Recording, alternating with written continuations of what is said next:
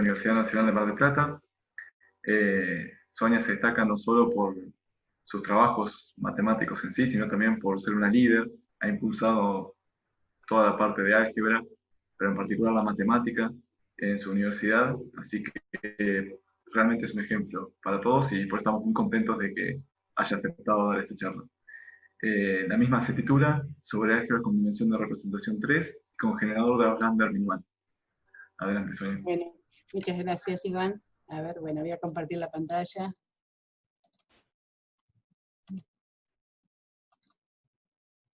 Ahí estamos. ¿Se ve? Sí, señora. Bueno, antes que nada, bueno, quiero agradecer a los organizadores por la invitación. Y bueno, hay muchos brasileños porque quiero dedicar esta charla a Flavio Ulloa Coelho, que fue mi director de tesis, y cumplió 60 ahora en julio, entonces bueno.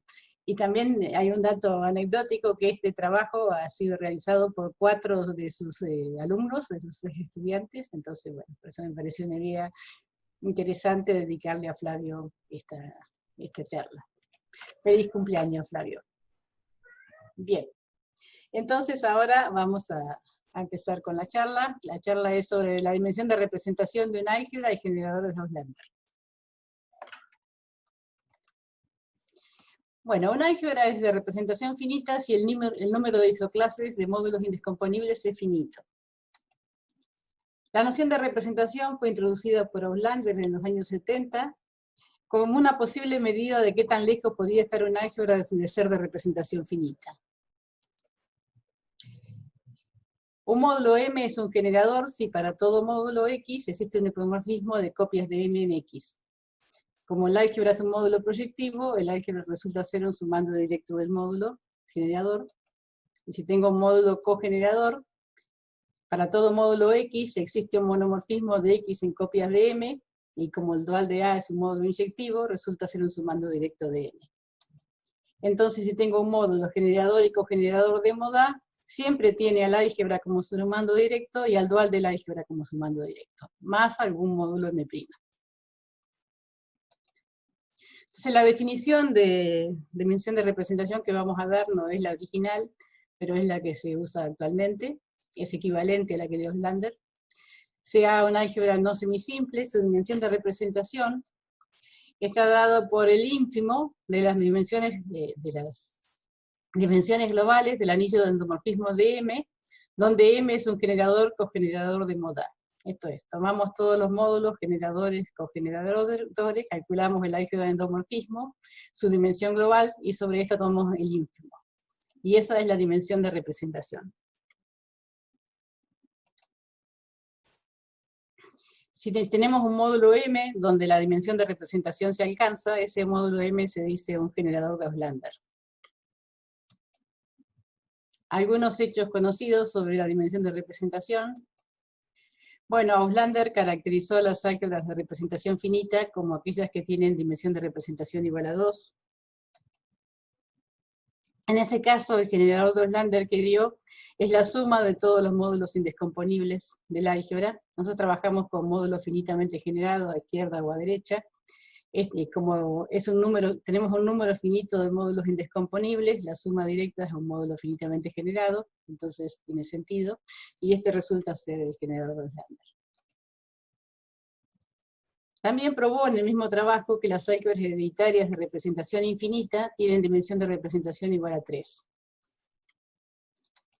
Y el generador de Auslander que usó es el álgebra más el dual del álgebra, el más chiquito posible. Este generador va a ser central en nuestra charla. Más tarde, Iyama probó que para toda álgebra su dimensión de representación es finita. O sea, durante todo este tiempo, del 71 al 2000, no se sabía que toda álgebra tenía dimensión de representación finita. Iyama lo probó, y esto dio impulso nuevamente a la teoría. La dimensión de representación tiene relación con una conjetura muy famosa, que es la conjetura finitista. La fin-din de A es el supremo de las dimensiones proyectivas de todos los módulos que tienen dimensión proyectiva finita. Y lo que dice la conjetura finitista es que la fin-din de una álgebra es siempre finita. Bueno, Iguza y Todorov en 2005 probaron que si la dimensión de representación es menor o igual que 3, entonces el álgebra satisface la conjetura finitista. Y por un momento se pensó que este podría ser un camino para probar la conjetura finitista, pero rápidamente Rouquier acabó con las ilusiones y probó que existen, en 2006, que existen álgebras con dimensión de representación arbitrariamente grande. Entonces, bueno, la dimensión de representación no es una forma de probar la finitista en general, pero sí sirve para probarla en algunos casos.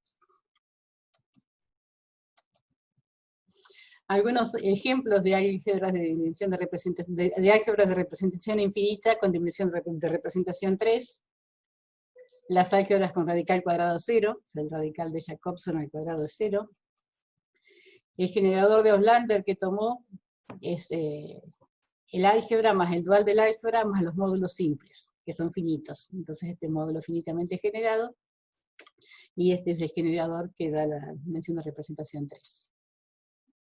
Coelho y Placet en 2004 probaron para las extensiones triviales de álgebras hereditarias.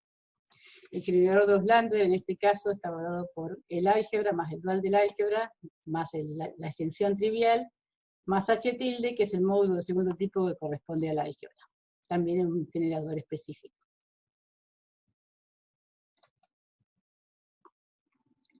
Bien, hay un montón de ejemplos de álgebras de dimensión de representación infinita que tienen dimensión de representación 3.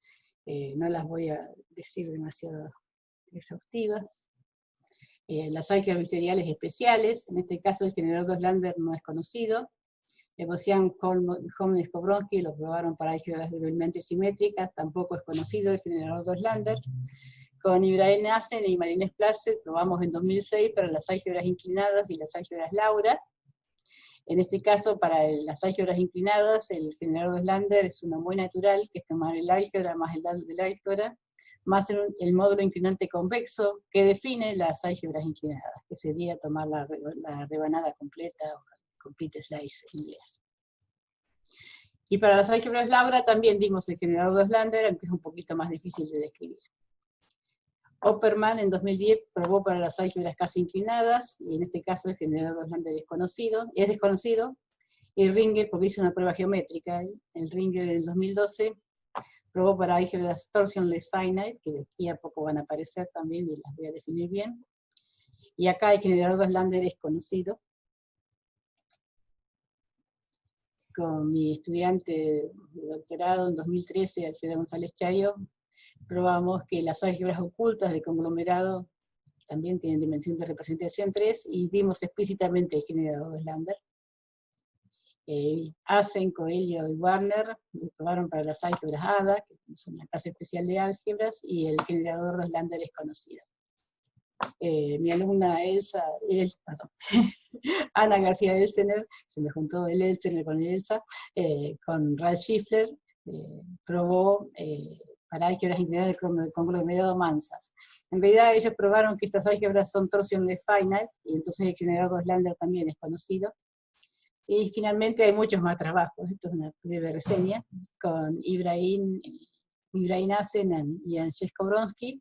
Probamos para las álgebras autoinyectivas de tipo inclinado. Estos son dos trabajos, uno para el caso manso y otro para el caso salvaje. Y también dimos explícitamente el generador de Oslander. Actualmente existe una conjetura de que toda álgebra mansa tiene dimensión de representación menor o igual que 3. Esto es muy interesante porque relaciona dos formas distintas de analizar la complejidad de la categoría de módulos, ¿no?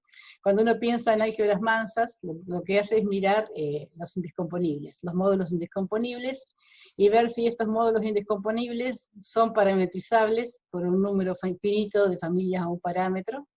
Entonces estamos poniéndole énfasis en los módulos, en los indescomponibles. Ahora, cuando miramos la dimensión de representación, lo que estamos mirando son los morfismos. Entonces, que hubiese una relación entre estas dos medidas sería muy interesante, ¿no? De hecho, diría que la dimensión de representación es más fina como medida que la de mansa, ¿no? Porque existen muchas álgebras salvajes que tienen dimensión de representación 3.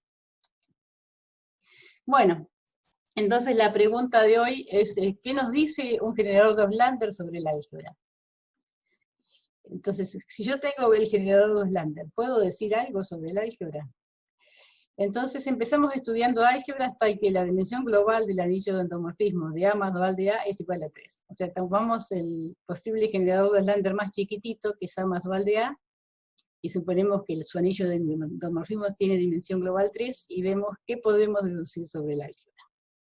Este es un trabajo en progreso con Edson Rivero Álvarez, Clesio Braga y Elie Wagner, que fuimos todos estudiantes de Flavio, y los llamamos entonces entre nosotros el trabajo de los pollitos. Bien, les dimos un nombre a estas álgebras, decidimos llamarla de representación hereditaria. O sea, las álgebras que satisfacen que la dimensión global del anillo de endomorfismos de A más de A es igual a 3, las llamamos de representación hereditaria. Fíjense que estas álgebras podrían ser de representación finita.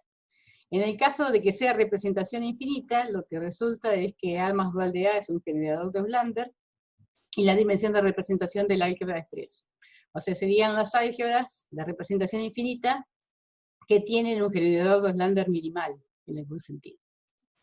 Y lo que queremos ver es qué implica eso sobre el álgebra. Entonces, representación hereditaria lo llamamos porque estamos usando el generador de las álgebras hereditarias, y sospechábamos que esto debería tener que ver con el tipo de representación del álgebra y cómo es su teoría de representaciones, que es de alguna manera parecida a las hereditarias. Bueno, ¿cómo calculamos la dimensión de representación?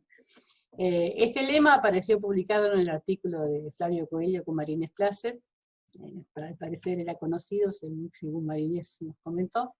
Entonces, si tengo un módulo, que es a su vez generador y cogenerador, la dimensión global del anillo de endomorfismos va a ser menor o igual que 3, si, solo si, para todo módulo X existe una asociación exacta corta, tal que los módulos M0 y M1 pertenecen al ADM, a las sumas directas de sumandos de M. Y de tal manera que cuando aplico el funtor home M blanco, lo que obtenemos es una asociación exacta. Y en este caso, como la dimensión global de este módulo generador-cogenerador es menor o igual que 3, ya hay uno que tiene menor o igual que 3, la red DIN, que es el ínfimo, es menor o igual que 3.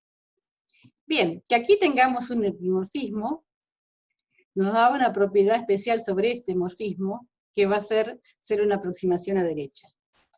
Entonces esa es la próxima definición.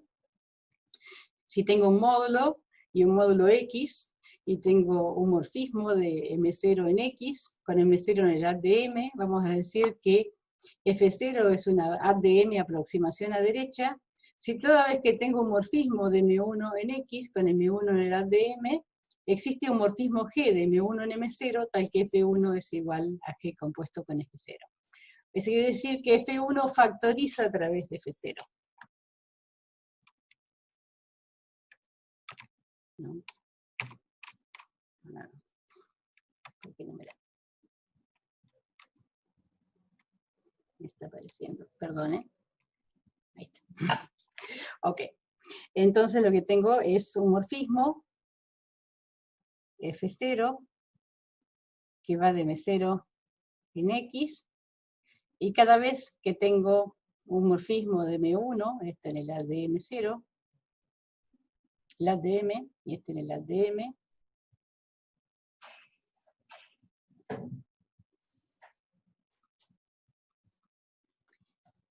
este morfismo F1 factoriza a través de F0. O sea, existe un G que conmuta este diagrama. ¿Sí? Esto es que sea una aproximación a derecha.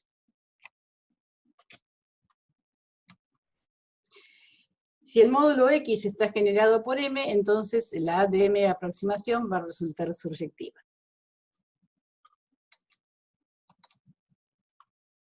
Y vamos a decir que una ADM aproximación es minimal a derecha si es minimal en el sentido de Slander. ¿Sí? Esto quiere decir, si cada vez que tengo un morfismo de M0 en M0, tal que G compuesto con F0 es igual a F0, entonces G es un isomorfismo. O sea, estoy diciendo que tengo de M0 en X F0, y que tengo acá un morfismo G de M0 en M0, tal que la composición es igual a F0, entonces lo que tiene que pasar es que G es ISO. Entonces esto me dice que esta aproximación es lo más chiquita posible.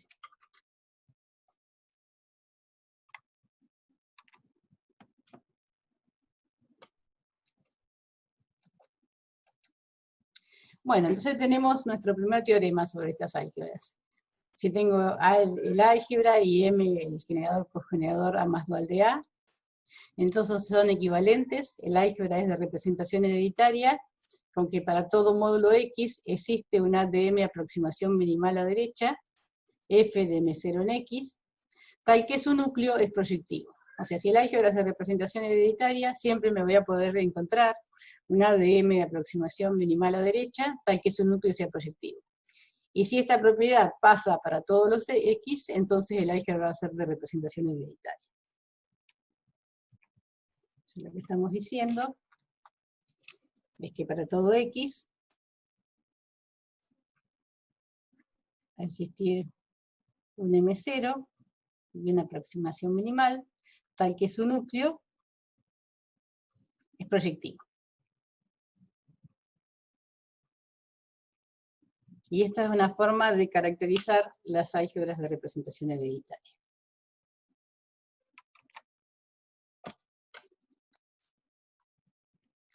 Bueno, ¿qué es que un álgebra sea torsionless finite?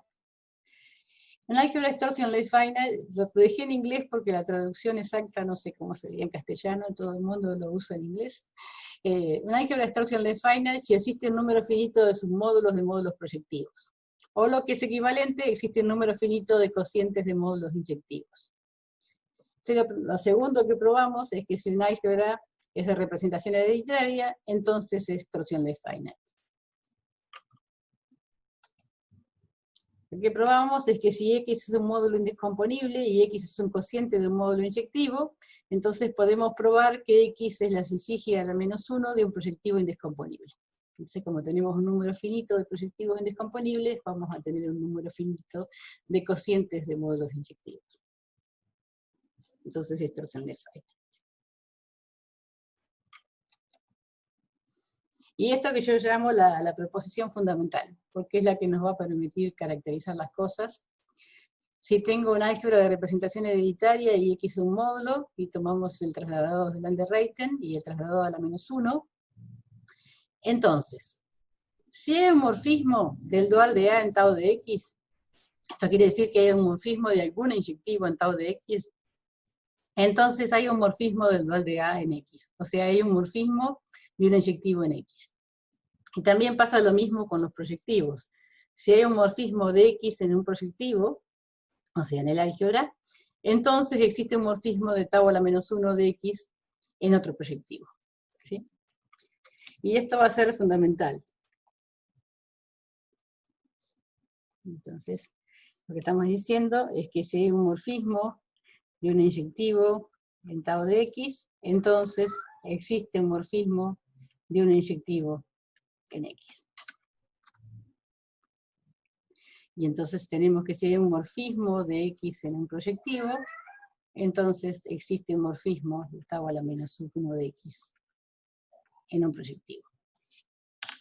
Esta es una propiedad muy fuerte, y es la que nos permitió poder trabajar y poder decir algo sobre las álgebras, ¿no? Esto es muy raro que pase. Como corolario de esto tenemos que si tengo que la álgebra es representación hereditaria y M es un módulo no inyectivo y tiene dimensión proyectiva mayor o igual que 2, entonces la dimensión proyectiva del trasladado a la menos 1 de M es mayor o igual que 2 también. Y si M es un módulo no proyectivo y tiene dimensión inyectiva mayor o igual que 2, entonces la dimensión inyectiva de tau de M es mayor o igual que 2. Entonces, ¿qué quiere decir esto? Esto también es muy fuerte. Si tengo un módulo M, puedo calcular, si no es inyectivo, puedo calcular el tau a la menos 1, supongamos que puedo seguir calculando, tau a la menos 2, esto para cuando me encuentro con un inyectivo, ¿no? Tau a la menos R de M. Y del otro lado, si no es proyectivo, existe tau de M, tau cuadrado de m, tau a la s de m, ¿sí? Entonces, si tengo que este módulo tiene dimensión proyectiva mayor o igual que 2, el siguiente también lo tiene. Y si toda la órbita de la derecha, toda la tau órbita a la derecha tiene dimensión proyectiva mayor o igual que 2. Y también pasa que si tiene dimensión inyectiva mayor o igual que 2, la tau órbita para la izquierda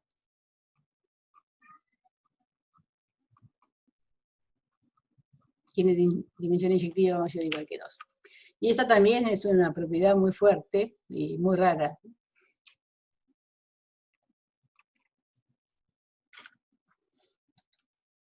Bien, entonces ahora para avanzar vamos a poner una hipótesis y vamos a considerar álgebras que no tienen morfismo de módulo inyectivo a módulo proyectivo. O sea que el hom del dual de la en el álgebra es igual a 0. Bueno, y acá van a aparecer una clase de álgebras muy conocidas que son las álgebras casi inclinadas. Una álgebra casi inclinadas, las álgebras casi inclinadas fueron introducidas por Harper, Reiter y Smallov en los 90, creo que en el 94. Una álgebra es casi inclinada si su dimensión global es menor o igual que 2, y para cada módulo indescomponible se tiene, o que tiene dimensión proyectiva menor o igual que 1, o dimensión inyectiva menor o igual que 1. Esta no es la definición original, pero es una de las equivalencias que dan en el mismo trabajo. Bueno, con Natalia Bordino y Elsa Fernández estudiamos las álgebras casi inclinadas en términos de carcajas con relaciones. En particular probamos que para una álgebra de dimensión global 2, la existencia de un módulo indescomponible que tenga dimensión proyectiva 2 y dimensión inyectiva 2 implica la existencia de un par de relaciones consecutivas ligadas en su carcaj ordinario, que ahora voy a decir lo que es. Bien, con esta hipótesis, de que no hay morfismo de inyectivo a proyectivo, y el álgebra es de representación hereditaria, entonces lo que probamos es que es casi inclinada. Es una clase de álgebras muy conocida. Entonces, ¿qué es un par de relaciones consecutivas ligadas? Tengo una relación, ρ1, un paseo, que puede ser, no es un camino, digamos, tiene pedacitos que son caminos en distintas orientaciones, y ρ2 apuntando en la misma dirección, y aquí no tengo relaciones ceros. ¿Sí? Es esto así como lo veo. Entonces lo primero que probamos es que si hom de dual de A es igual a 0, entonces la dimensión global de A es menor o igual que 2. Y después, usando que existían estas relaciones consecutivas ligadas, suponiendo que hay un módulo de dimensión proyectiva 2 y un módulo de dimensión inyectiva 2 en un álgebra con dimensión global 2, ¿no? Entonces, existe un módulo n tal que, el hom de dual de A en tau de n es distinto de 0, y probamos que el hom de dual de A en n es igual a 0. Entonces acá tengo una contradicción con la proposición, ¿sí? O sea, tengo un módulo que recibe morfismos desde los inyectivos, el tau n recibe morfismos de los inyectivos, pero él mismo no recibe morfismos desde los inyectivos. Entonces A no es representación hereditaria.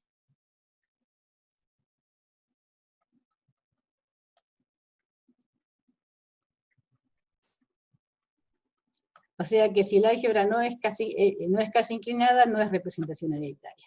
Entonces probamos nuestro resultado. El resultado era este, ¿no? Si no hay morfismo de inyectivo a proyectivo y a representación hereditaria, entonces es casi inclinada. Entonces, bueno, con estas técnicas pudimos probar que es casi inclinada. Entonces la pregunta siguiente, bueno, si hay morfismo de inyectivo a proyectivo, ¿será que el álgebra de representación hereditaria sigue siendo casi inclinada? Bueno, la respuesta es que no. Si hay morfismo de inyectivo a proyectivo, Existen álgebras de representación hereditaria que no son casi inclinadas. Y tenemos este ejemplo. Tengo una álgebra de radical cuadrado 0. Eso significa que la composición de dos flechas en el carcaj es igual a 0. Este álgebra tiene dimensión global 4 y resulta ser de representación hereditaria. Como tiene dimensión global 4, no es casi inclinada, porque tendría que tener dimensión global 2. ¿Sí? Entonces veamos el carcaj de Van der Reyten para ver qué es representación hereditaria. Acá tengo el carcaj de Van der Reyten. Lo que tengo que ver para ver qué es representación hereditaria es que cada módulo tiene una de mi aproximación, cuyo núcleo es proyectivo. Bueno, los proyectivos y los inyectivos, la aproximación son ellos mismos, entonces no hay que hacer nada. Entonces tomo los simples, que son los que no son ni inyectivos ni proyectivos, mido el simple S4, la aproximación es el morfismo de 1 a S4, el núcleo es proyectivo. Si mido S6, la aproximación está dada por la suma del morfismo de I2 y de I4, y el núcleo es proyectivo. Si mido S5, la aproximación está dada por el morfismo de I3 a S5, y el núcleo es P3, y si miro S7, la aproximación está dada por el morfismo de I5 más I6, y el núcleo es P7. ¿Sí? Entonces el álgebra es de representación hereditaria, y no es casi inclinada. Acá vemos claramente que hay un morfismo de un inyectivo a un proyectivo. ¿Sí? Es un camino seccional, entonces este morfismo no es nulo. Entonces, bueno, existen álgebras de representación hereditaria que no son casi inclinadas. Pero observen que este álgebra es de tipo de representación finito. Y entonces, a los efectos de la RepDim no es un problema. ¿No? Bien, pero podemos refinar un poco más lo de casi inclinada. Entonces vamos a recordar lo que es un módulo inclinante. Es un módulo de dimensión proyectiva menor o igual que 1, que no tiene autoextensiones, y el número de sumandos descomponibles de T es igual al número de módulos simples.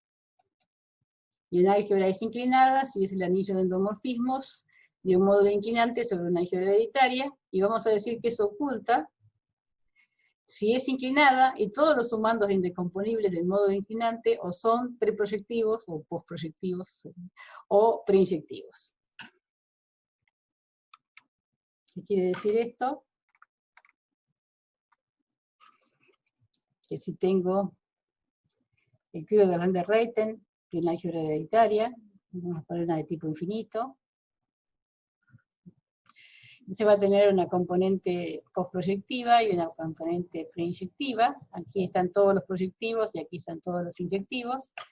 Entonces lo que quiere decir que todos los sumandos de T o pertenecen a la componente postproyectiva, o todos los sumandos de T pertenecen a la componente preinyectiva. O sea, no hay mezclados entre los diferentes componentes. Si tomo el álgebra de endomorfismo de un módulo inclinante de esta forma, voy a tener una álgebra oculta, y lo mismo en este caso. Bueno, ¿por qué oculta? Oculta es porque de alguna manera es algo que se está escondiendo, ¿no? Parece ser algo diferente, pero en realidad no lo es. Quiere decir que es muy parecida a la hereditaria. ¿Sí? O sea, su representación es muy parecida a la hereditaria, salvo en un número finito de módulos. En portugués se llama disfrazada, ¿no? Como que se está haciendo pasar por quien no es. En español lo tradujeron como oculta, en inglés es concealed.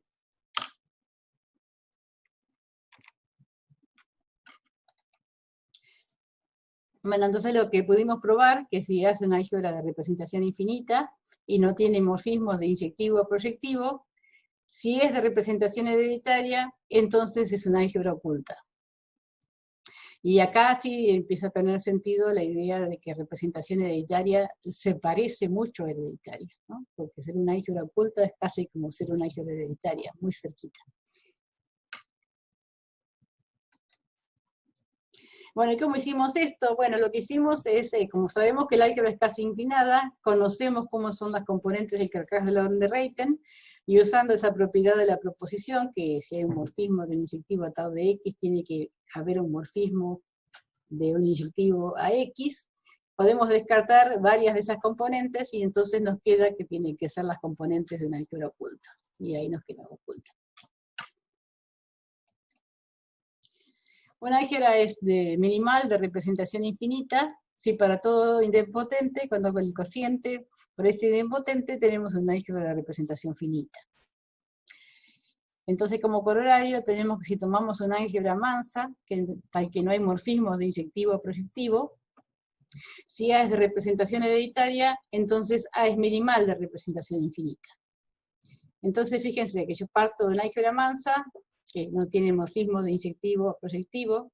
Si tiene como generador de Auslander ese generador minimal, esto se traduce en una propiedad de minimalidad en el tipo de representación infinita. Entonces ahí se ve que hay una compaginación entre minimal en el generador de Auslander y minimal en el tipo de representación infinita. No es cierto si es salvaje. Pero bueno, las mansas son las que podrían tener esta propiedad de minimal de representación infinita.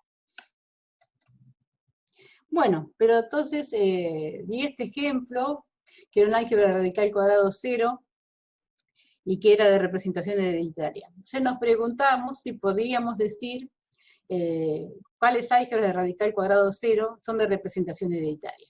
Y sí, esto lo pudimos hacer, y tenemos el siguiente teorema, que el álgebra es de representación hereditaria, sí, solo sí, cada componente de su carcasa separado, A1, A2, es de tipo A1, A2 o A3. Y cuando tengo una componente de tipo A2, o A es una fuente, o B es un pozo. ¿Sí? Y esta es una caracterización de las álgebras de radical cuadrado 0, que son representación hereditaria. Entonces, ¿qué quiere decir esto? Bueno, voy a tomar el ejemplo, que es el carcasa separado. Bueno, el carcasa separado lo que tengo que hacer es listar todos los vértices. 9, 8, 7, 6, 5, 4, 3, 2, 1. Voy a hacer el quiver acá. 8, 7, 9, 6, 4, 1, 2, 5, 3. Esta era la álgebra que tenía. Entonces pongo listo todos los vértices y abajo pongo otra copia de los vértices.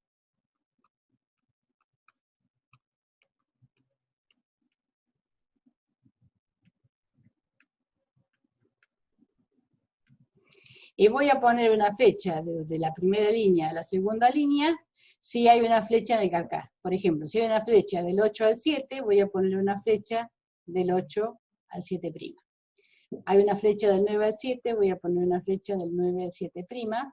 Hay una flecha del 7 al 6, y hay una flecha del 7 al 5, hay una flecha del 6 al 4, y hay una flecha del 6 al 2.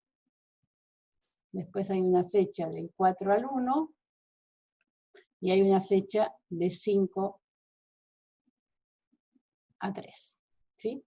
Entonces vemos que me queda el carcaj separado, me queda un carcaj desconexo, y cada componente conexa, por ejemplo esta, es de tipo A. Esta es de tipo A3, esta también, con otra orientación, esta también es A3, y estas dos, perdón, acá yo hice algo más, del 4, no, está bien, no, acá tengo, esta es de tipo A2, y esta es de tipo A2, ¿sí? Y las que son de tipo A2, por ejemplo, la del 4 al 1', y la del 5 al 3', lo que tengo que ver es si el 4 es una fuente, o si el 1 es un pozo. Bueno, el 4 no es una fuente, pero el 1 es un pozo. Y me fijo del 5 al 3, el 5 no es una fuente, pero el 3 es un pozo. Entonces esto satisface las condiciones de mi teorema. Cada componente del carcaj separado es de tipo A2 o A3, y los que son del tipo A2 satisfacen la condición. Entonces me dice que A es representación hereditaria.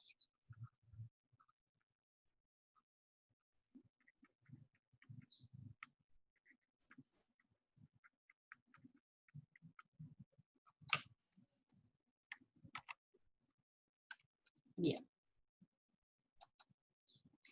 Entonces, como corolario, tenemos que si tengo el álgebra de radical cuadrado cero de representación hereditaria, entonces es de representación finita. ¿Por qué? Porque lo que pasa es que un álgebra de radical cuadrado cero siempre es establemente equivalente a una álgebra hereditaria de su carcaj separado, y la álgebra hereditaria es la de su carcaj separado, y es de representación finita si cada componente de su carcaj separado es de tipo Dirichlet. En este caso, como es de tipo A, es de representación finita. Entonces toda álgebra de representación hereditaria resulta ser de representación finita, toda álgebra radical cuadrada. Entonces, bueno, como que tenemos dos clases, ¿no? Las álgebras que no reciben, que no hay morfismos inyectivo o proyectivo, y entonces llego a que son ocultas, o las de radical cuadrado, que resultan ser, si son de representación hereditaria, resultan ser de representación finita. Que a los efectos de la red DIN no tienen ningún efecto porque tienen dimensión de representación igual a 2. Bueno, y eso es todo lo que hemos conseguido hasta el momento. Muchas gracias.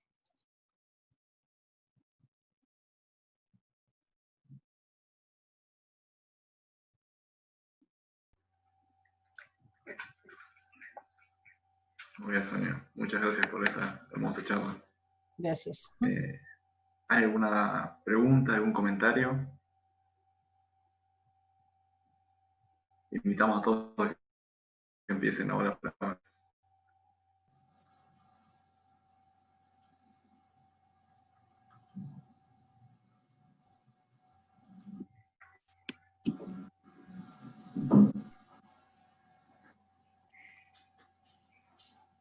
Si no, bueno, nuevamente Sonia, muchas gracias. La verdad que... Flavio, sí. Só gostaria de agradecer Sônia pela dedicação dessa charla. Tá? Para mim, fico muito contente com esta possibilidade que Sônia me permitido de ter orientado tão buenos alunos e Sônia, e no caso, nesses 4 coautores, os 4 coautores acá, né, ele, Clésio e... apenas gostaria de agradecer essa dedicação da charla. Graças. No, de Flavio. Você merece. Gracias.